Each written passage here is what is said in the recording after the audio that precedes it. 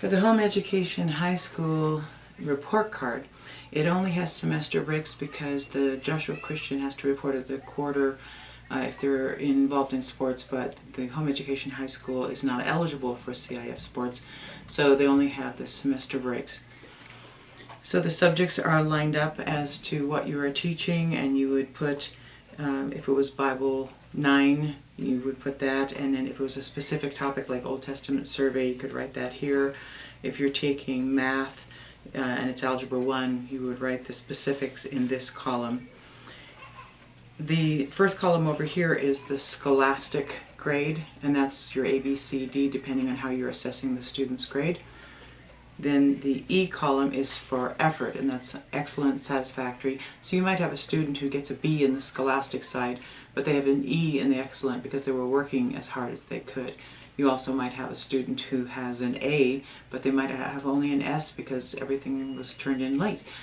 So that's how however you are evaluating your students' progress academically and also effort and citizenship-wise.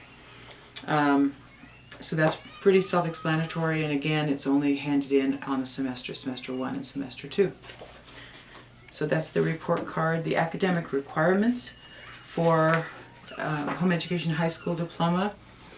The Bible, there's 40 credits over the course of a high school year. Now if you come in from another school and they have not taught Bible, then you would only have to do Bible for the years that you are actually with us. But if there was a deficiency in those credits, you would have to make them up in electives. And then the electives this is for college prep.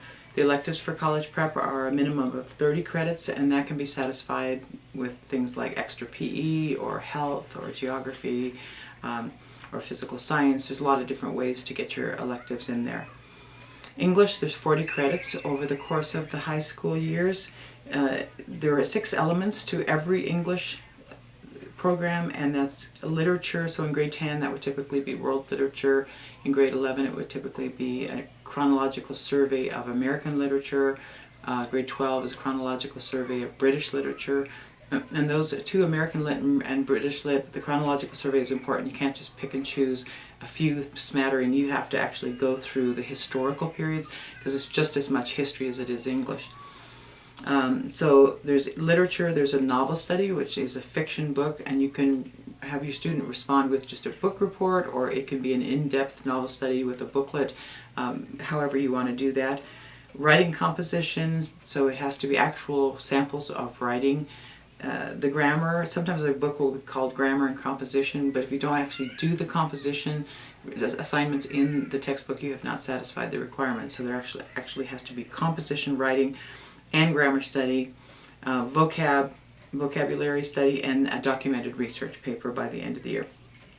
Foreign language, there's a minimum of 20 credits. A lot of universities are requiring 30 now, but that's up to you whether you want to satisfy the requirement for graduation, or if you have a specific college you're going to, a university, and you know that they're going to require 30, you want to take that into consideration.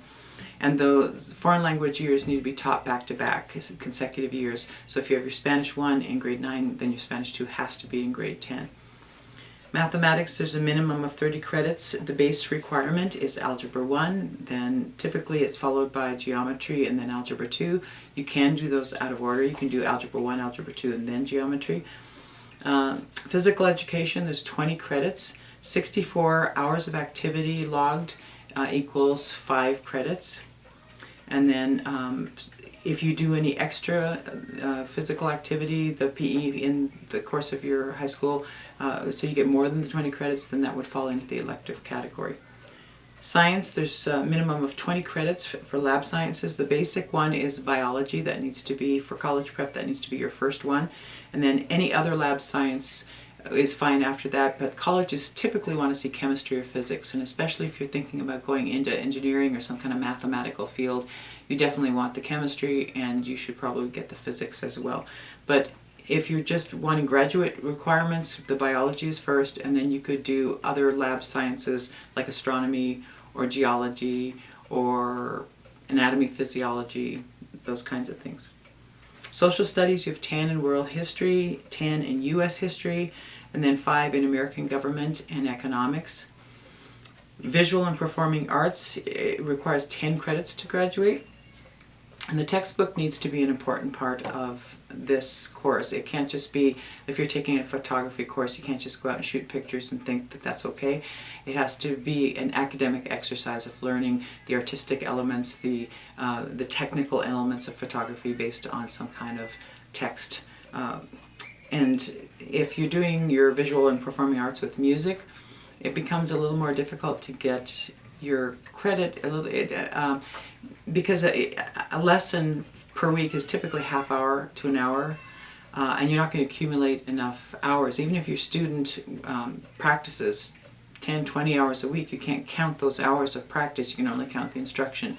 So the instruction under the tutelage of your music teacher would count, and then to that you would have to add theory work, maybe some research a composer. If there's performance, like for a recital, you could count those hours.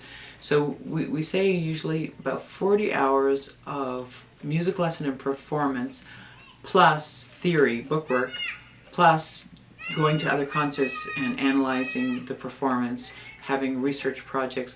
I have to weigh all of that to see how much meat there is in that course.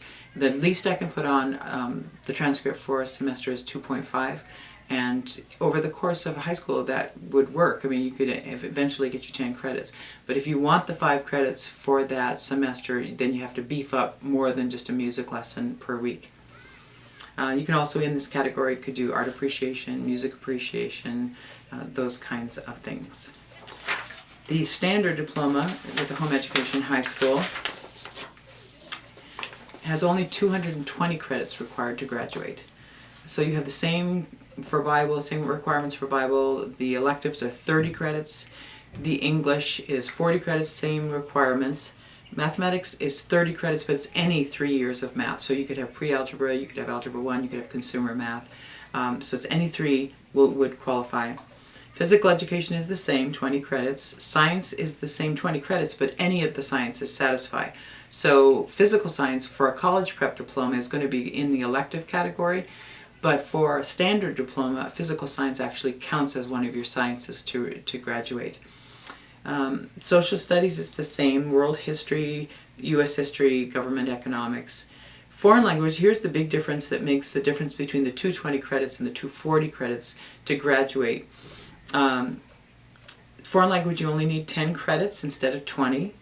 And any language will satisfy that, even like any of the Romantic languages, and perhaps German. We've even had some people do Dutch, and ASL also meets that requirement. So that's only 10 credits, so instead of 20.